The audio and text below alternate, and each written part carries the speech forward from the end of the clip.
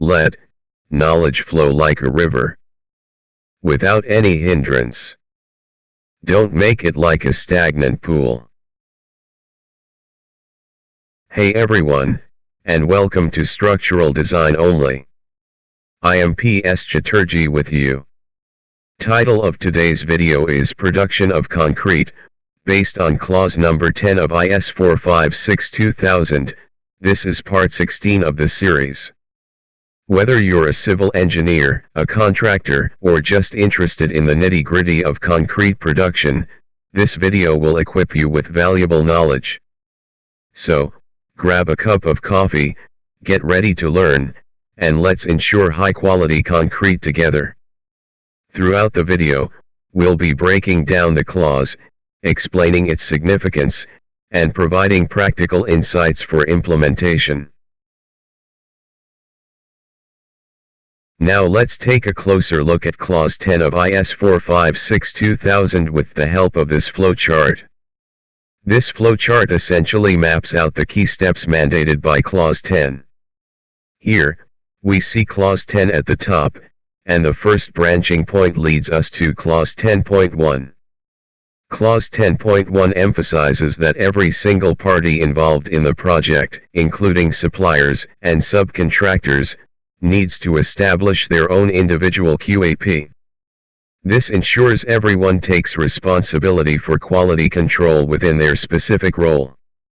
The three boxes below Clause 10.1 represent the breakdown of these responsibilities within the overall QAP, which we'll explore in more detail later. Moving down the flowchart, we see Clause 10.2 labeled each party's QAP. This section outlines the specific requirements that each individual QAP must fulfill. As you can see, there are 6 subclauses branching out from here, Clause 10.2.1 to 10.2.6. These subclauses delve deeper into the specific details of what each individual QAP needs to cover. We'll be going through these specific requirements in detail throughout the video. Finally, the flowchart highlights Clause 10.3, which is labeled Integration. This clause ensures that all the individual party QAPs work together seamlessly. Imagine all these individual plans as pieces of a puzzle. Clause 10.3 makes sure they all fit together perfectly with the overall project QAP. So, following this flowchart ensures everyone involved in the project is aware of their quality assurance responsibilities. This collaborative approach is crucial for achieving consistent, high-quality concrete production. Remember, the specific details within each clause and subclause are further elaborated upon in the IS-456-2000 standard document itself. If you found this breakdown of Clause 10 helpful, consider giving this video a thumbs up to show your support. It really helps the channel grow. Speaking of growing, this channel is slowly approaching 3,400 subscribers, which is fantastic. But to create even more engaging content on civil and structural engineering, increasing watch time is crucial. The longer you spend engaged with the channel, the more I can bring you valuable topics like this. So, if you're interested in learning more about civil and structural engineering, consider subscribing for new videos. Leaving a comment below with any questions you have about IS-456-2000 Clause 10 is always appreciated. And of course, sharing this video with anyone who might find it useful is a great way to spread the knowledge.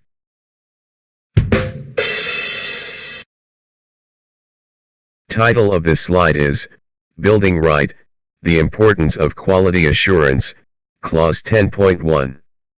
Today, we'll delve into the world of quality assurance in construction, focusing specifically on Clause 10.1 of the standard. In the Clause 10.1 we have 3 subclauses, Clause 10.1.1, Clause 10.1.2 and Clause 10.1.3. Clause 10.1 emphasizes the importance of quality assurance measures to ensure a building meets all expectations throughout its lifespan. Now we'll explore the key aspects outlined in subclause 10.1.1. The 4 pillars of quality assurance of subclause 10.1.1 are: Point 1. Proper design, planning and design stages. This means meticulous planning and design right from the start. The structure needs to be carefully considered to meet all functional and safety requirements throughout its lifespan. Imagine it as the blueprint for a successful building.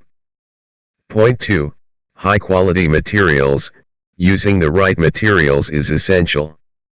This includes selecting components and materials that meet the specified standards and are suitable for the intended purpose. Think of it as building with the right ingredients for a strong and reliable structure. Point 3. Skilled workmanship. Even the best plans and materials won't guarantee success without skilled construction. Contractors need to execute the work with proper expertise and attention to detail. Skilled workers are the builders who bring the design and materials to life. Point 4. Ongoing maintenance. The responsibility doesn't end with construction. Building owners play a crucial role in maintaining the quality of the structure by performing timely maintenance and repairs. Think of ongoing maintenance as taking care of your building for a long and healthy life. By focusing on these 4 pillars of quality assurance: proper design, high quality materials, skilled workmanship, and ongoing maintenance, Clause 10.1 highlights the collaborative effort needed to achieve a long-lasting and functional building. Remember, quality construction is an investment in the future. Now, we are focusing on Clause 10.1.2. Clause 10.1.2 goes beyond just building a structure. It focuses on ensuring its long-term performance. Here's how: quality assurance measures, both technical and organizational. Think of quality assurance as a two-pronged approach. There are technical aspects, like specifying the right concrete grade, and organizational aspects, like creating a quality assurance plan or QAP. The QAP, your roadmap to success. This plan outlines what needs to be done to guarantee the concrete meets the project's specific requirements. It details actions, how they'll be implemented, and how success will be measured. A well-defined QAP provides confidence that the completed structure will function as intended for years to come. Quality control and assurance, a continuous check. This involves a constant monitoring process. We check both the inputs, the materials used, and the outputs, the finished concrete in place. Imagine it as inspecting the ingredients and the final dish to ensure quality throughout the construction process. Ensuring every step counts. To achieve long-term performance, Clause 10.1.2 emphasizes inspecting each stage of concreting as the work progresses. Refer also to Clause 17 for further details. By catching any issues early on, we can prevent problems later and ensure the concrete performs well over time. By implementing technical measures like specifying concrete grade and organizational measures like a comprehensive QAP, along with continuous quality control and assurance checks, Clause 10.1.2 helps us build structures that are not only functional but also durable and long-lasting. Explanation of Clause 10.1.3 based on building a quality team for success. Imagine building a house. Everyone involved, the main contractor, suppliers, and subcontractors, all have a crucial role to play. Clause 10.1.3 is like a blueprint for ensuring everyone works together seamlessly to achieve top-quality construction. Here's how it breaks down. Everyone on the same page. Clause 10.1.3 mandates that every participant in the project, from the main contractor to suppliers and subcontractors, develops a quality assurance plan or QAP. This plan acts as a roadmap, outlining specific tasks and quality checks for their part of the project. Working together, just like different parts of a house coming together, all these individual QAPs work in harmony with the larger, overall quality assurance plan for the entire project. This ensures everyone is on the same page and contributes to the overall quality goal. Clear roles and responsibilities. The QAPs clearly define who does what, including quality control procedures at every stage of construction. This eliminates confusion and ensures everyone is accountable for their work. Keeping a record. Throughout the building process, everything is documented. This detailed record includes things like material test reports, concrete mix details, and inspection results. It even tracks changes made along the way. This meticulous documentation allows everyone to monitor progress and maintain high-quality standards. Clause 10.2 Batching. This clause necessary for building with strong, reliable concrete starts with accurate measurement. Clause 10.2 emphasizes this by recommending using as few different concrete mix designs as possible on a project. This helps avoid confusion and ensures consistency, and it has 6 sub-clauses, from Clause 10.2.1 to Clause 10.2.6. Clause 10.2.1, Aggregate Grading Control. Maintain consistent aggregate quality by blending different sizes if necessary. Store aggregates in separate piles for several hours before use. Regularly check the grading of coarse and fine aggregates. Clause 10.2.2, Measurement Equipment Accuracy. Ensure measuring equipment is accurate. The accuracy of the measuring equipment shall be within plus or minus 2% of the quantity of cement being measured and within plus or minus 3% of the quantity of aggregate, admixtures and water being measured. Clause 10.2.3, Proportioning and Grading.